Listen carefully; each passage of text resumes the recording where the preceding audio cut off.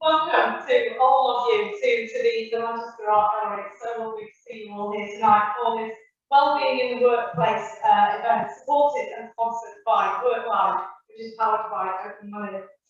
For those who don't know, WorkLife is an affordable, accessible digital platform that enables SMEs to reward their employees with a range of benefits to help support their mental health and well-being. And I'm pretty sure that Rob, who's going to be chairing the panel today, may be able to go into a bit more detail about that for you. Aside from that as well, we've also got some live demonstrations happening as well in gallery number 7. So we are continuing the drinks after this session. So I will encourage you all to go and see Greg. We're going to run away, Greg. And he can take you through some of the logistics of the platform and tell you a little bit more about it. And I know that Leah and Dave are also by the screens in the other parts of the gallery as well to take you through any details. So please go and see them. Mental health and well-being has never been more important. The past 20 months, as we all know, has really put us all under incredible amounts of pressure. And as we transition into the new way of working, employers need to be putting their employees' health and well-being right at the forefront of this. So this is a really topical discussion, and I think we all really need a little bit of help to understand where do we start on this journey. You know, it's quite overwhelming. It's it's a complex subject matter. So tonight we've got this wonderful panel who are going to offer us some wonderful advice and tips on how do we start on that journey. I hope you all really enjoy it, and do stay around afterwards for the drinks reception afterwards. As I say, go and see the guys for the demo. I would just like to wrap up just to say a huge thank you to WorkLife for sponsoring and supporting this event and putting it on for us. A huge thanks to the wonderful surroundings that we have in the art gallery. I'm sure you've all been enjoying the artwork as well. And obviously a huge thanks to Nicola and my team for pulling all this together. I hope you really do enjoy it. And I'll hand over to Rob. Thank you. Well, just to reiterate that, thank you to everyone for coming to the event today. It's an amazing venue, and I think it's just nice for everybody to start to get back to these events in person again. It's just nice to be seeing some faces and meeting people in person for the first time and getting back to normality. So thank you all for coming along today. So just to introduce myself, I'm Rob Marsh. I'm one of the directors at WorkLife, and WorkLife was established just about 2 years ago to the day. We launched back in June 2020 with the premise of looking at how we can support employees that work for the SME businesses, so businesses with less than, say, 250 employees, a really poorly supported marketplace. 17 million people in the UK work for a business with less than 10 employees, and things like wellbeing services and benefits and those sorts of things just haven't been traditionally accessible for those sizes of businesses due to cost and other constraints. So we set the business up to really focus on that side of the market. Today's session was really, I guess, to focus on a key topic within what we do and how we support employers and their employees, and that's specifically around wellbeing. So I'm going to introduce you to the panel. They'll introduce themselves and tell a little bit about what they do and their specialisms and expertise. We'll run through a couple of key ideas in terms of how we can use recruitment, wellbeing to help our recruitment retention strategies, supporting employees. We'll then think about how we can build out a strategy that will support and engage with those employees in the long term and have real beneficial benefits to those employees. And then we'll open it up to questions at the end. So we've got a bit of time for questions at the end. If you don't want to ask those questions to us in front of everybody else, we are going to be around for about sort of half an hour or so afterwards, or you have our contact details on the follow-up, so please get in touch with us. So that's a bit about me. More importantly, let's introduce our panel. So firstly, we have Hayley from OpenMoney. Hi, I'm Hayley Millhouse from OpenMoney, and we specialise in financial wellbeing. So we provide advice around budgeting, saving, investing and buying your home.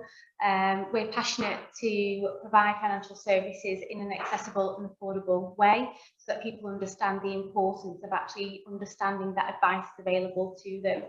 I started at OpenMoney nearly 5 years ago, and we were very privileged actually to grow personally with their journey as we've expanded into different advice areas. I've been in financial services for over 16 years now, starting out in the retail branch network and then primarily working sort of in the private banking and wealth sector, which is where actually my knowledge then expanded around realising that there's a massive gap actually within the market for people that truly do need advice. Matt? Yeah, my name's Matt Smead. I'm a business psychologist. I own a company called Sisu Psychology. So Sisu, does anyone know what Sisu means? No. Sisu is a Finnish word that means resilience, which I'm not Finnish, and I've never even been to Finland, so I'm not sure. I'm not sure if that's cultural appropriation or not. But I love the word in terms of Sisu, and it stands for everything we exist as a business to achieve. It's all about helping organisations, teams, individuals to enhance their well-being. It's an area I've worked in for about probably 13, 14 years, and we do all sorts of work. So everything from employee surveys, creating well-being strategies, through to coaching and training and all that sort of thing as well. And then in the last couple of months, I've also launched 2 new businesses just to keep myself busy. One is a Working Well, which is a well-being community of practitioners. So if anyone wants to join that, you're more than welcome to. And the second one is Safety in Mind, which is all about psychological health and safety, which I can talk a little bit more about today. Great. And Lily? Hi, I'm Lily and I run Lily Shippen, and we are a boutique secretarial recruitment company. So we specialise in recruiting PAs, chief of staff, executive assistants and business support professionals. We've got offices in Manchester and London, but we work with clients across the UK and overseas. And personally and as a business, we are really trying to raise the bar on the benchmark on recruiters and trying to really add value to our marketplace. So, that being PAs, especially since lockdown, we've launched a lot of initiatives to support PAs around career progression and well-being. Sarah? Hello, my name's Sarah. I'm from an organisation called Thrive Therapeutic Software, and we're really chuffed to be part of the WorkLife product. So Thrive as a mental wellbeing app is available to everybody that sits behind WorkLife. And ultimately, we're here because we want to make sure that everybody has access to quality mental health care. And that's for the 4 in 4 of us that have mental health, not the 1 in 4 of us that have potentially experienced a mental health issue. So it's really important for us to be here to talk about all things mental wellbeing. The last 18 months has been a bit of a wild one. We started 2020 supporting about 1.2 million individuals. That's now about 3.9 million people that have access to Thrive.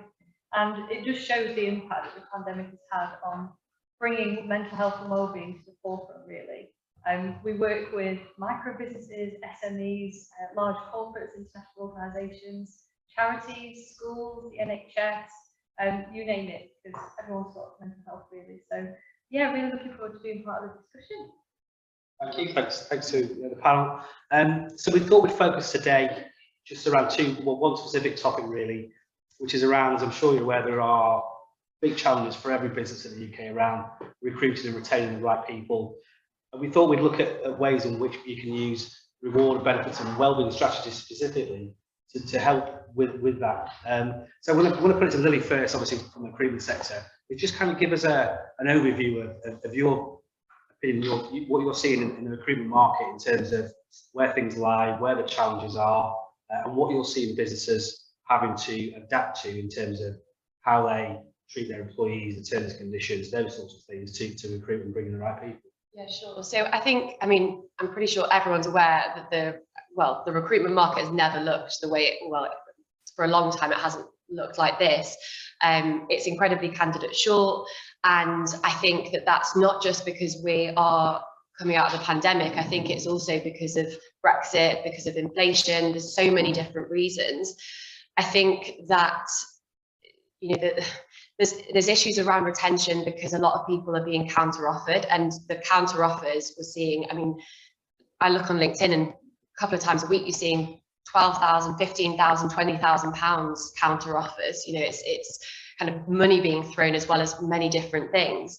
But I think that, there's no longer like one size fits all. I think that, you've got people that are burnt out because they've worked throughout the lockdowns and the pandemic.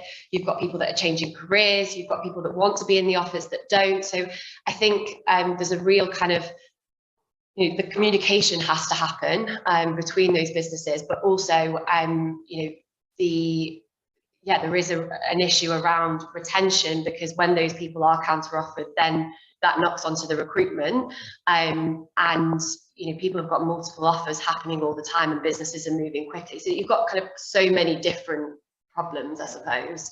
Yeah, I mean, our experience in the business that we're talking to is that a lot of them are starting to completely rethink the way that they advertise roles, how they position themselves to candidates. You might be able to get a bit more insight here, but what we're seeing from businesses that we're talking to is that almost the salary is an expectation, but what employees, what individuals and candidates are looking for is much more around the things that fit around salary, so the balance and everything else that comes with it.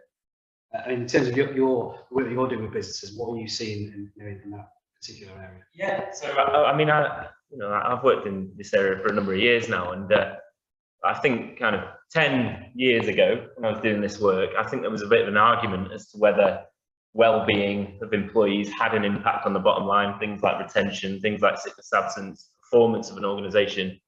To be perfectly honest, I think that argument's over. I think that's been proved over and over and over again that it's a really important thing. And generationally, I think we were seeing that shift towards candidates expecting more from their employees than just their salary, expecting all the well-being benefits that go alongside that, but the whole working experience.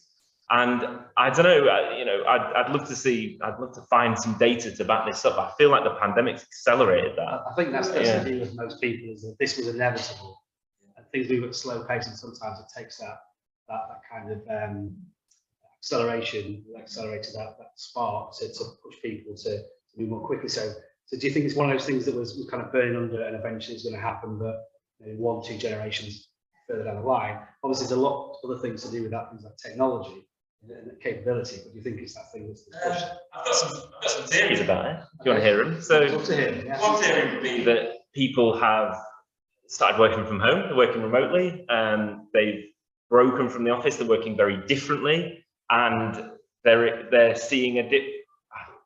I don't want to say they were trapped at work, because that's certainly not true of every organisation, but there's been a certain amount of kind of liberation with the different way in which people are working, and it's been a hard stop for all of us, and maybe people have taken a step back and said, what do I actually want from work? So maybe even people who had been on this, kind of traditional career path, or stuck in jobs or whatever it may be for a number of years even, who've suddenly said, no, do you know what, maybe I do want something different from work. And so we're not just seeing it from the younger generation, which we hear a lot about, broaden to everybody. I would completely agree with that. Coming from a financial services background, it was always 9 to 5 into the office, being strapped to your desk, and I'll admit, we employ a lot of apprentices, graduates, and my expectation was, you come into the office and you work, and it has been liberating. I've gone through, I just had a baby, and I look back now and think, how would I ever have continued, with my career and managed and had an adequate work-life balance? And I think that value of time has become significant to everyone. And it's been such an eye-opener, and even with the staff that we have, actually, if you have a good structure in place and you can communicate well with your employees, then that shouldn't be a barrier to enabling that flexibility within the workplace. And from a productivity perspective, we've actually seen a massive increase. And I've been in the office today because I knew I was coming to this event, and you realise actually how much time, particularly now because you want to go, I've seen you for a while, can we have a conversation? But I do think it's about balance as well, because I personally thrive from being around people, so I think it's just understanding individual needs and just allowing a level of flexibility within your workplace.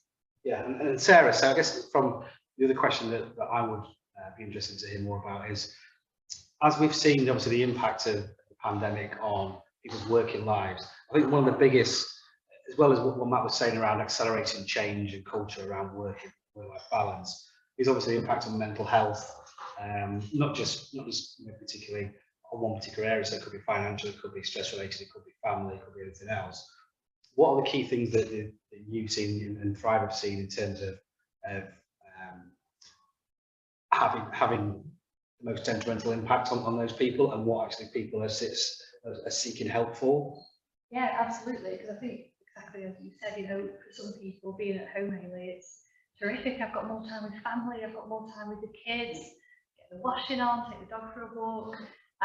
But on the flip side of it, we've seen loneliness, people feeling really lonely. We are human beings, are very social creatures. We thrive on being around other people. Excuse the fun. But when you remove some of that, it has a massive impact on our mental health. Also, just generally, we removed the social connections that we have day to day, like on commute, and the lack of commute is a huge thing. That's had a massive impact. So we've seen loneliness has come up more, people struggling in their relationships at home. So family relationships is a real stressor for individuals, a real challenge. The other side of that is one that's probably quite obvious, which is health anxiety. If you're living with an existing health condition or comorbidities, etc., the idea of coronavirus is pretty terrifying. So people that maybe have got opportunity to get out and about and go for a walk, and they're aware of the reasons that's good for my mental health, maybe I don't want to do that because that's quite scary. And that's made it a very difficult place for employers. So you can see why so many businesses have said, let's bring everyone back into the workplace, because you can see people, you can see the person in the corner that's a bit quieter, you can see that person that's got their head down, so maybe they've got quite a heavy workload. When everyone's at home, you miss all of that. And it's a really tough job to people manage when you've got people at home. So yeah, huge kudos to the businesses that have said, we'll try and do a hybrid, or we'll get people working from home. I think that's the biggest thing that I miss as a people leader, is missing those small cues of the body language, because if you've got plans on the call, you'll get yourself ready for the call, you G'd up for it, right, you're in professional mode, and you miss them small cues, and I think that is definitely a challenge.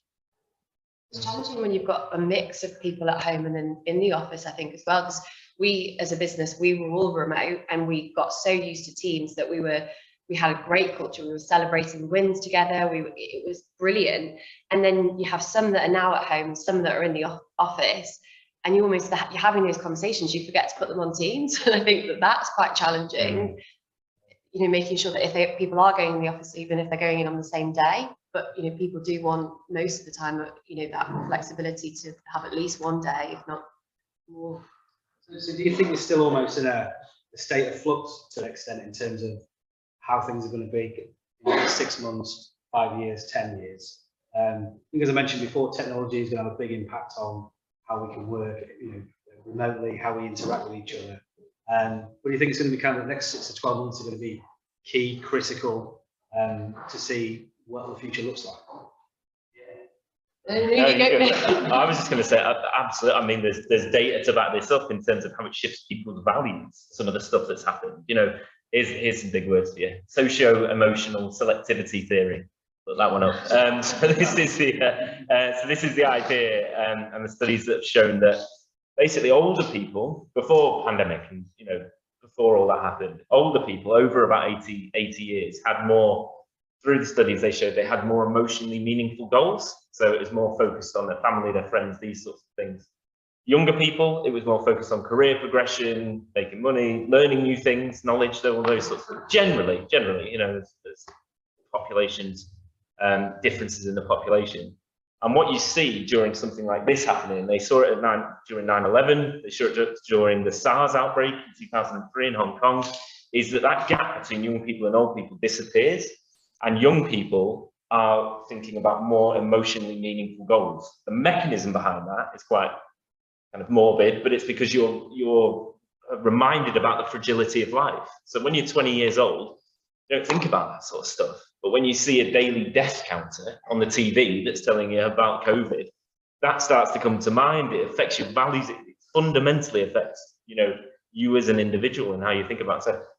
So that's going a bit deep into your question there, I guess, but there will definitely be differences in terms of how organisations work, but it'll be driven by, honestly, like the values and the differences in values that people have.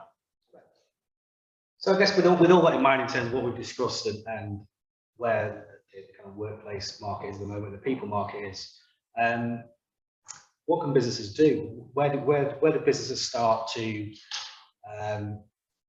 start from, but not to start from scratch or not, but where do they start to build up their wellbeing proposition? How do they start to support employees in this new world?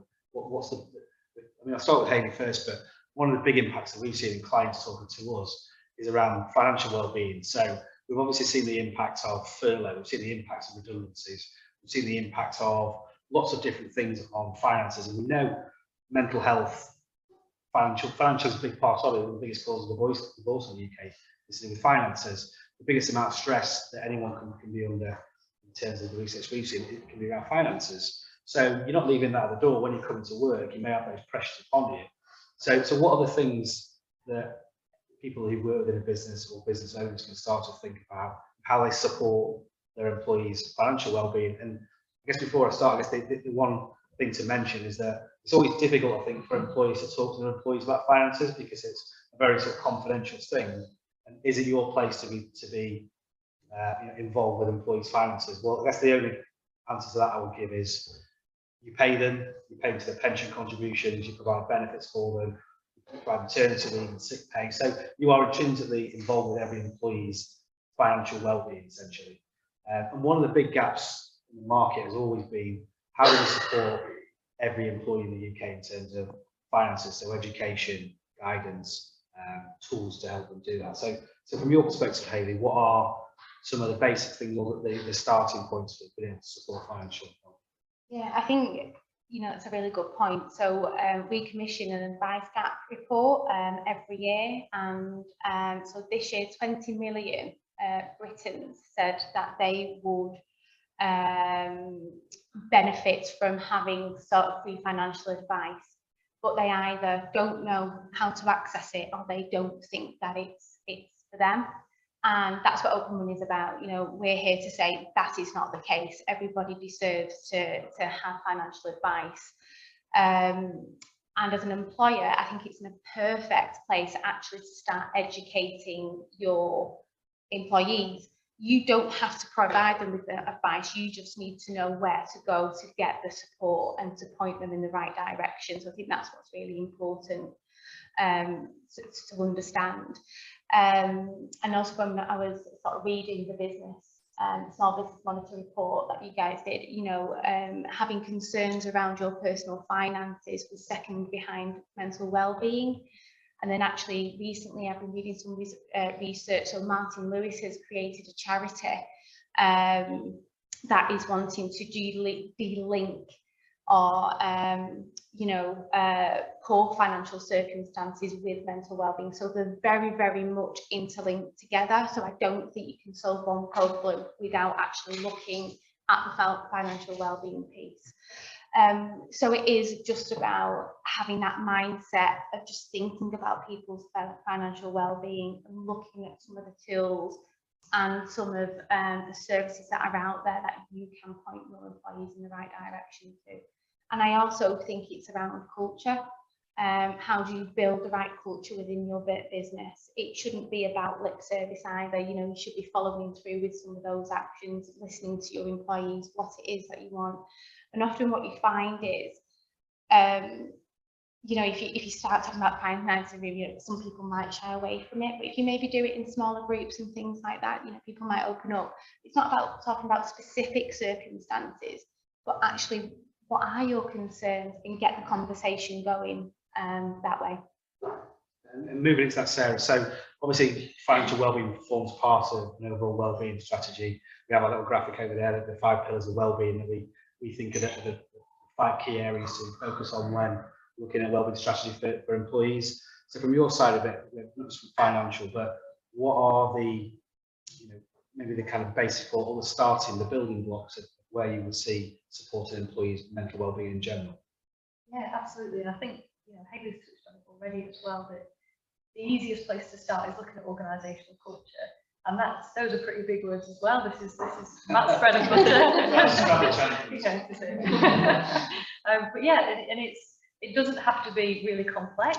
It can be as simple as just having more regular conversations around things like financial well-being and regular check-ins, giving your colleagues and your staff the opportunity to partake in those conversations, making that part of regular sort of day-to-day meetings as well.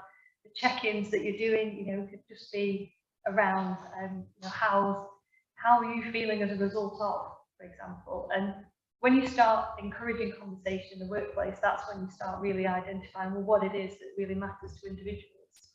And we can get, as businesses, when we're first sort of talking about well-being and entering into well-being discussions, it's quite easy to get distracted around awareness days and campaigns, and we should be doing something around stress, and we should be doing something around smoking cessation.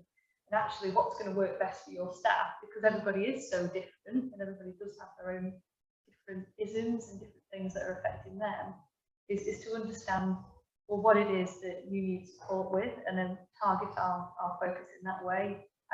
There's these really key things that make up who we are as individuals, like you say, your finances, your family members and your support groups, being physically active and eating well. And it's just, what's going to work for our staff if we've got a young workforce or an aging workforce. So just having those conversations is the easiest and first place to start. Just bringing that back to the recruitment then, Lily. So when you're talking to businesses about creating job roles and recruiting for those roles, has that completely changed? Has the messaging changed within that to say it's not just about the role, the salary, the financial rewards for this particular role? Has that completely pivoted now in terms of the focus is completely different, so it is around those things we talked about before, balance and culture and those? Definitely. I mean, I think that it's been like that from the candidate perspective for quite some time, but I think that the companies now, because of how the market is, are actually really reacting to that. I think that the companies that are able to recruit well at the moment are talking about their culture, not only on social media, but also in the interview process. They're sharing the vision of the business, they're sharing the benefits package, but it's also it's not just about having the benefits package, it's kind of what goes with that. So yeah, it's definitely kind of becoming more, well, certainly the roles that we see that get filled quickly have got, that element to them. But just to touch on the communication side as well, we found that actually doing anonymous surveys have worked really well as well, like actually asking people what they want that maybe wouldn't feel comfortable having a conversation face to face. Around kind of what benefits are actually important to them, because you can't, please everyone, but you can take that into consideration and then put something together. And around the psychology about that, Matt, so I guess some of the taboo around mental health has gone in the last few years. I think people are more able to talk about these things, but maybe not in the workplace as such. Maybe it's something people talk about with friends and family. If you're talking to a business, you're advising a business of how you start that conversation, how you start to build a culture of openness and be able to discuss these things. What things you would look to implement initially to help gain some traction with that? Yeah, absolutely. So kind of, echoing some of the things that you said, I think that what Sarah was talking about, the metaphor I like to use is you want to bake it in to a business rather than seeing it as the sprinkles on top. And it has been the sprinkles on top, isn't it? Yeah. From an individual perspective as well, it's like, I'm going to do my job, get my to-do list done, do my emails, and if I've got any time at the end of the week, which I might not have, but I might do a bit of yoga and eat an apple, and there's my well-being tick. But you want to try and bake it in so it's consistency, and I think anything that you do needs to be human-centered.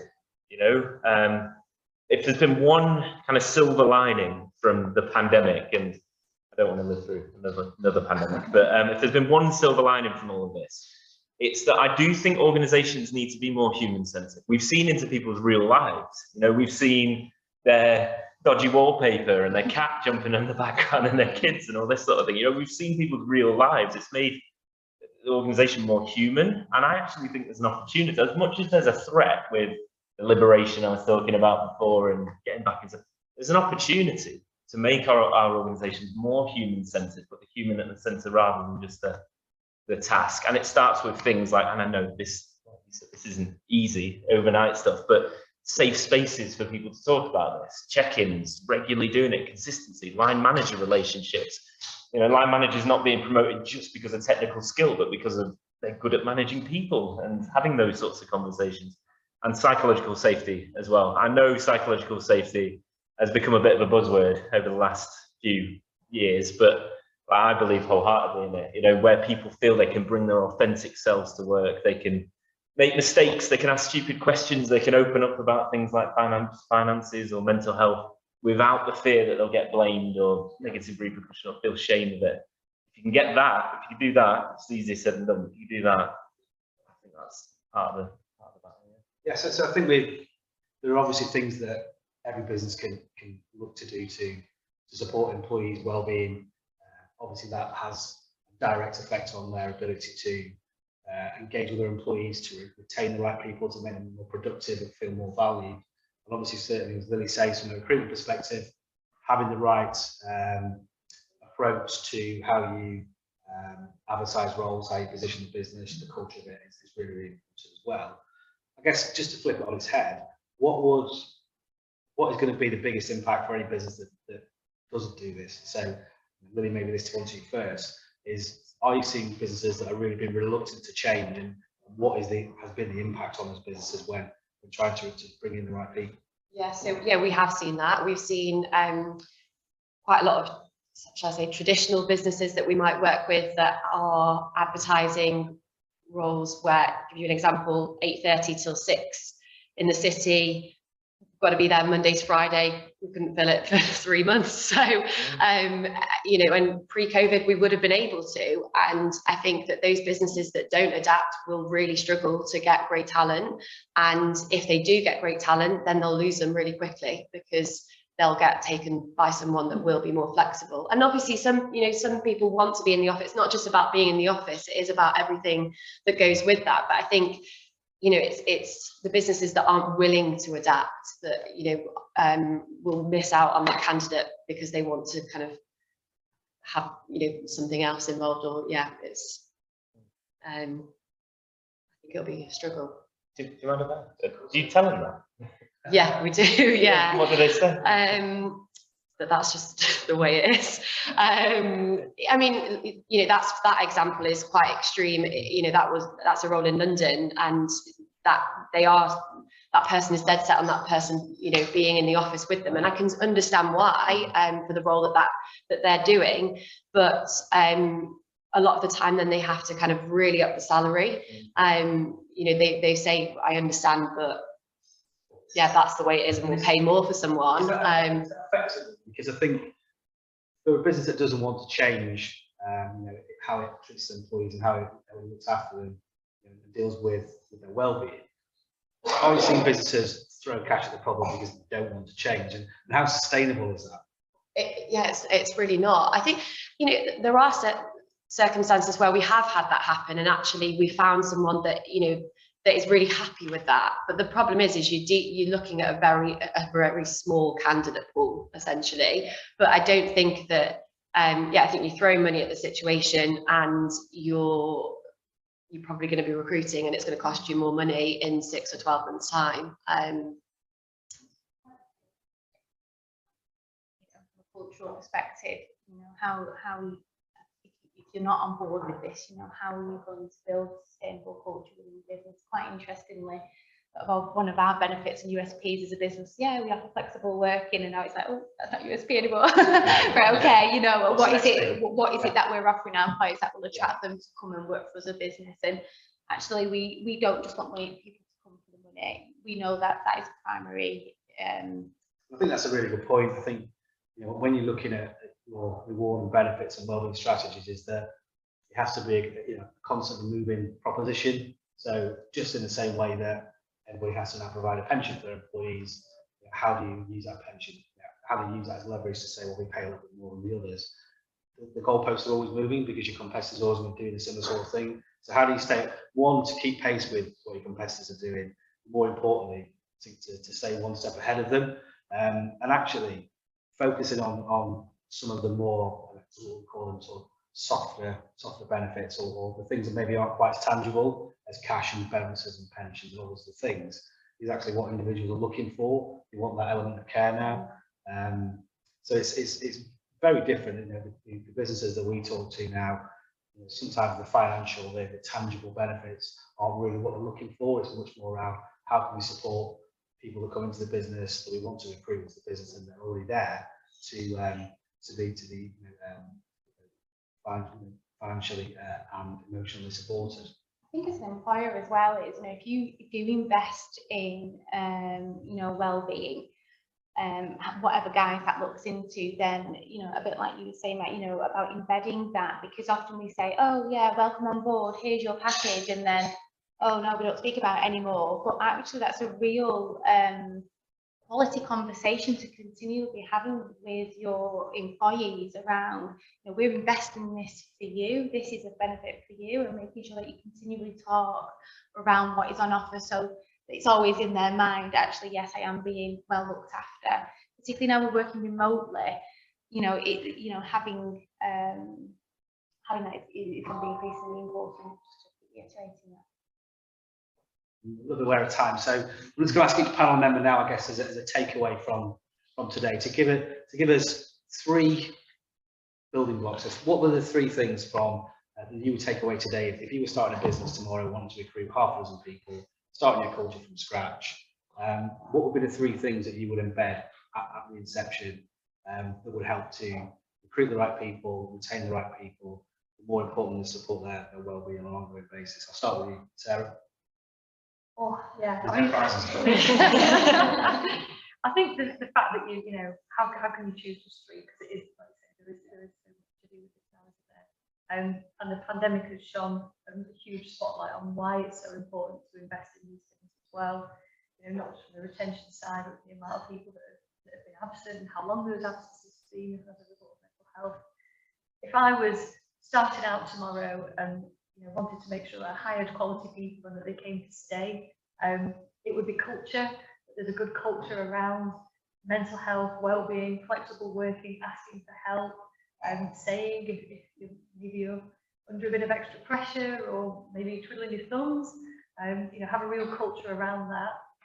Conversation as well, you know, it's so important. Hayley just touched on it perfectly as well, to constantly be talking about the support services that are available. You see so many businesses, especially post-pandemic now, that are investing in mental health and well-being, and that's absolutely terrific, and it's really great to see. And like we were discussing it before, this shift, and you've now got well-being teams and well-being executives. But if people don't know about it and they hear about it in their induction and then that's it, then they're not used, then you tend to see worse help-seeking behaviour or no help-seeking behaviour. You don't see recoveries for people that are off. So having those continual conversations and then checking in. Yeah, checking in as part of the day-to-day, checking in by conducting focus groups and online surveys, and find out what people actually really want from you as their employer, because that's what's going to make them stay, and it's going to keep them happy and healthy and well. I think mine would probably be to really work on initially what the vision of the business is and really share that in the interview process and throughout their, you know, throughout everyone's journey, and how I would support them. I would share that in the interview process, essentially. I think, yeah, communication, I'd ask from the offset, you know, what someone wants, and I would make sure that, you know, and check in on them again to make sure that that's not changed. Because I think, again, even, you know, having conversations pre-COVID with our team around what benefits they wanted, they now want completely different benefits. And last one, what would my last one be? I'm stuck. Yeah. There we go. I would say data.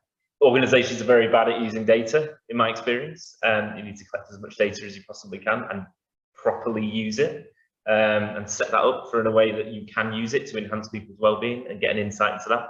I would say bravery is probably one. If I was setting up, you know, I'm really interested in the stuff you were saying about, you know, if we're hearing organizations, traditional organizations, some of their tactics to hire employees aren't working anymore. well, they need to be brave enough to try something else. And why not? Why not? That's what's going to happen to a certain extent, but actually, you know, the bravery to do that.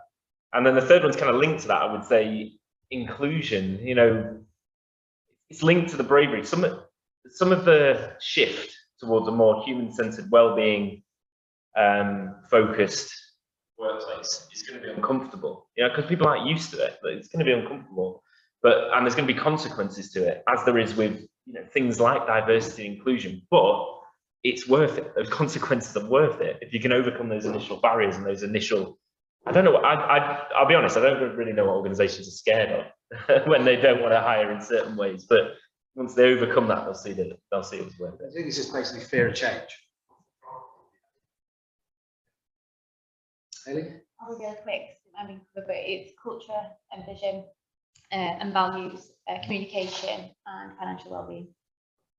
I think for me, there are three key areas that any business should focus on when thinking about employee well-being.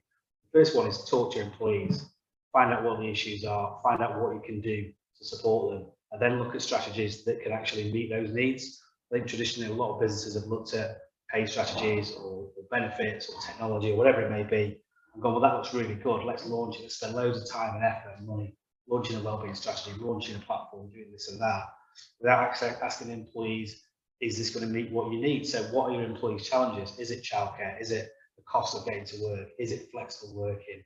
Is it because you live on your own, you need mental health support for certain areas? So talk to them first, find out what the challenges are, and then find the right solutions to meet those needs. I think that would be a really key one. The second one is specifically communication. So I think Sarah touched on it, the amount of businesses that talk in an induction about what we do, this is what we offer, this is your package, this is the support, the benefits, and that's the last you hear of it. I think the ongoing communication and getting the feedback from those employees to say, we like this, or we don't like that, or this could change, or this could improve.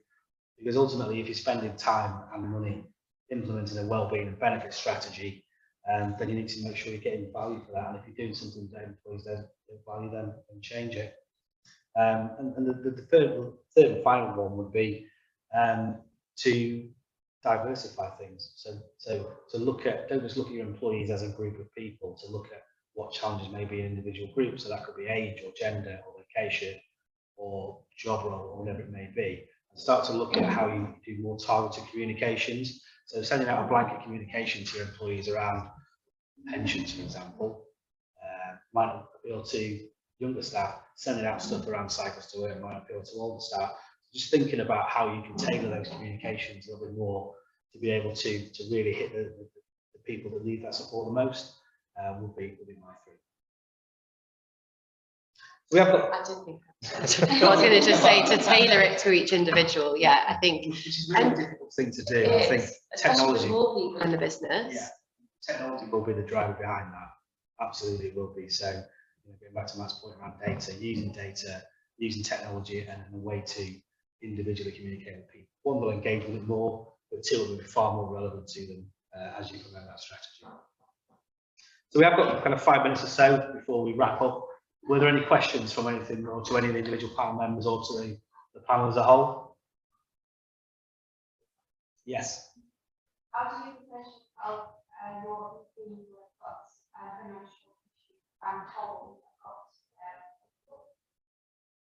Yeah, I mean, it's, again, I keep pointing at a banner, but mental health is not, there's 5 elements to it really. So we talked about financial, mental, physical, and social, environmental, what we call 5 pillars of well-being. But you can't really look at them and deal with them in isolation. I mean, Matt can probably answer this question better than I can. But they tend to interlink. So, if somebody's got financial issues, was that caused by mental health, or has their mental health caused the financial issues? So it's difficult to address that as an individual area. I mean, Matt, you might be able to answer that question better than I can. I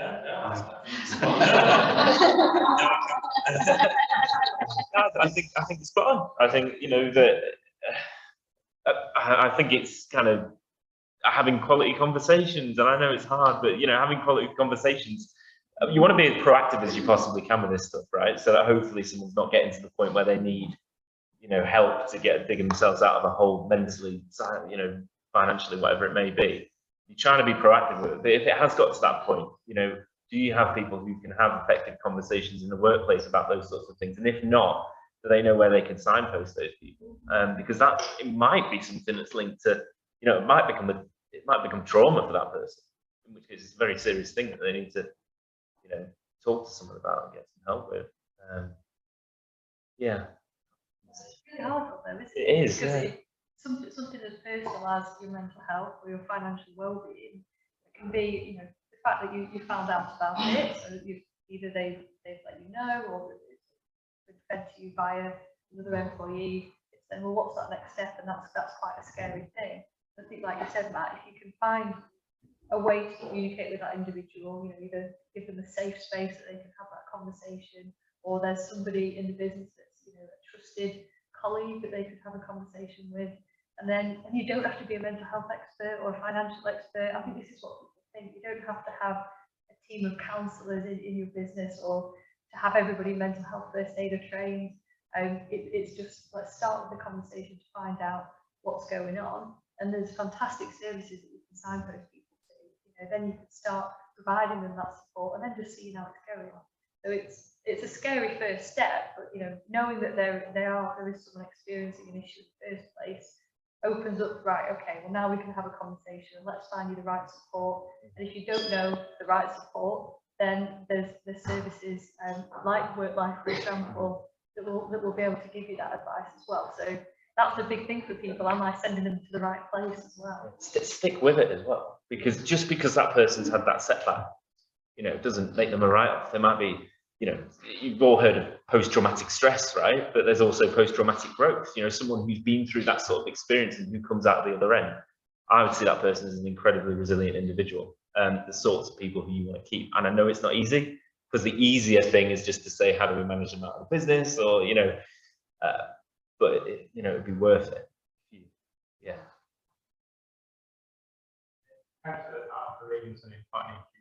These kind of thoughts are always motivating. I worked in HR some time back, and then I take a bit of break away. Job hopping between jobs, I felt I was doing the experience for. But when I was in HR in a hospital, I was on a project improving working life, and it talked about flexible working. It's quite easy for some employers as well to just use it as a CSR opportunity. But as we said, we need to stick with it.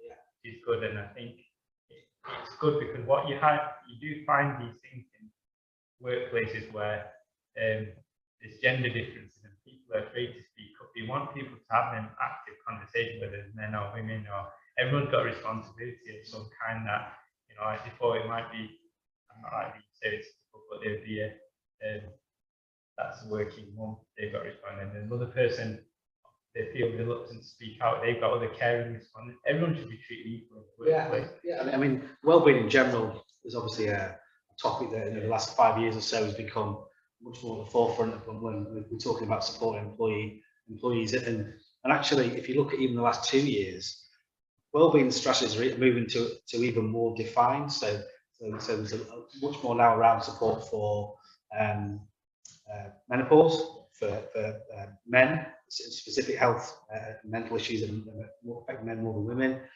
There's loads of them. Parents, there's talk around, you know, potentially government paid leave for miscarriage. So there's lots of different things that I think now everybody's becoming more aware of, not letting people suffer in silence, but also that one size fits all element doesn't work. And when you're thinking about a wellbeing strategy, every business will be somewhere on that roadmap. We kind of have those 5 pillars to start with, and everyone's got to start somewhere.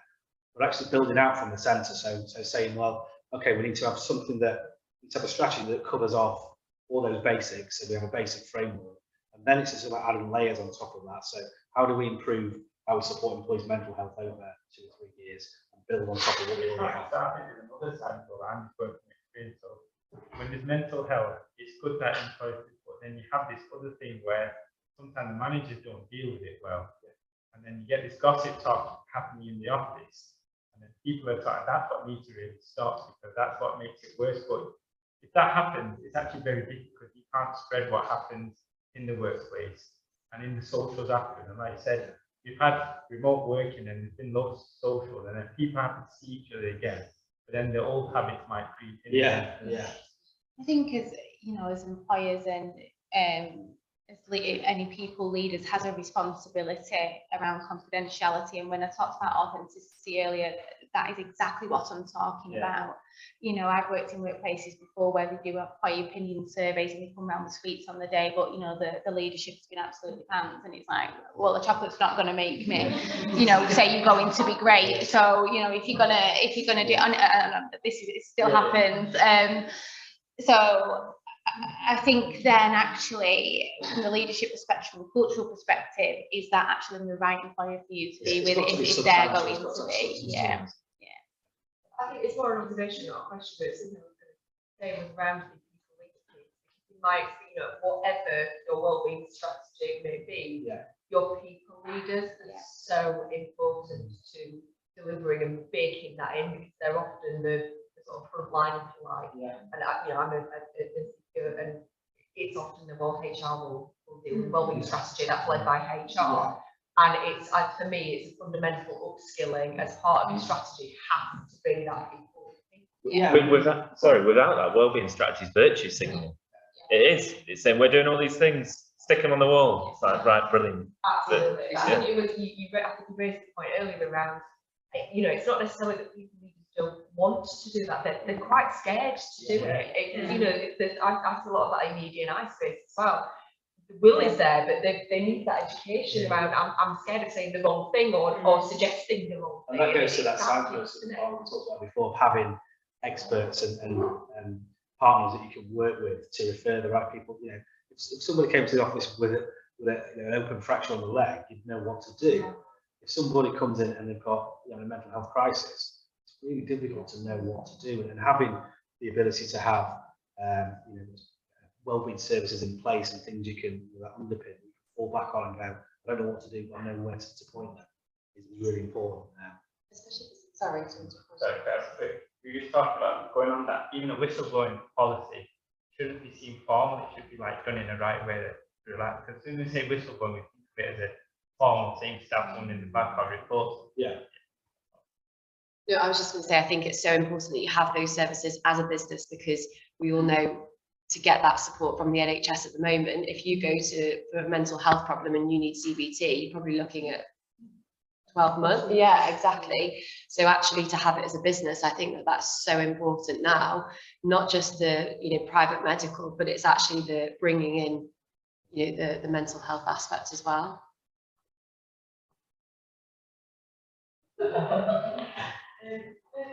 When it gets to bidding war, and start dropping 20 grand a year.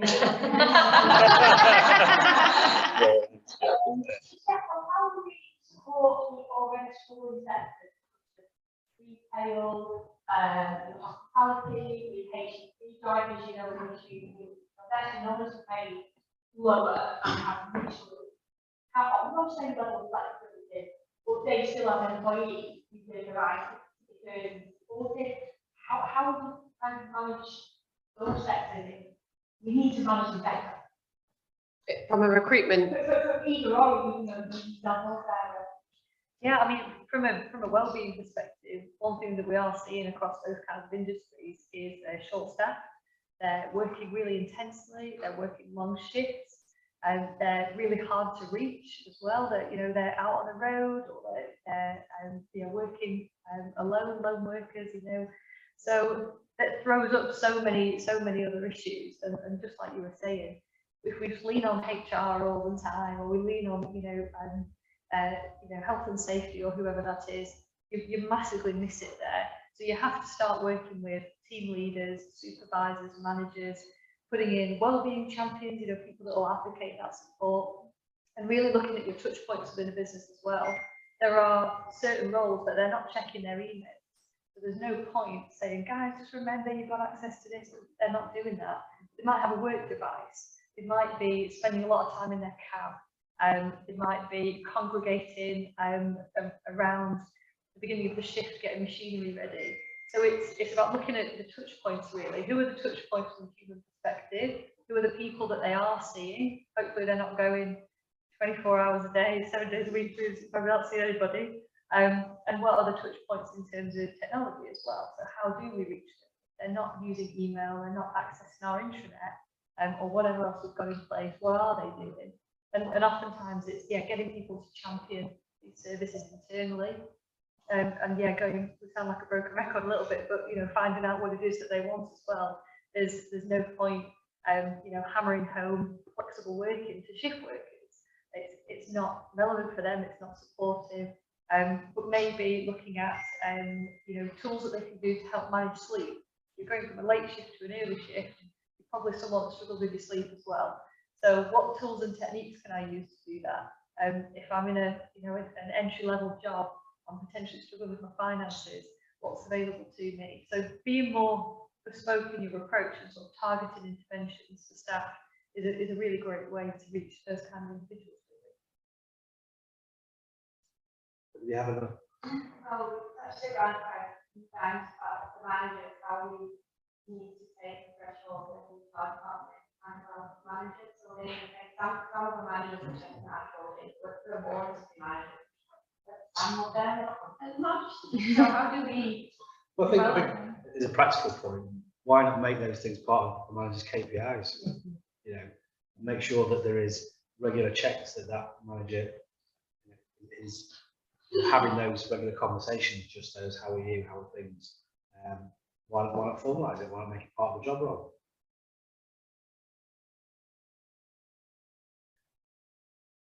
Well, if there are no more questions, that just leaves me to thank our brilliant panel. We are around until 8 o'clock, so feel free to have another drink. We've got our videos and screens around a couple of rooms, so please come over and say hello to us. And if you do have any questions you want to ask before we go tonight, then please come and have a chat with us.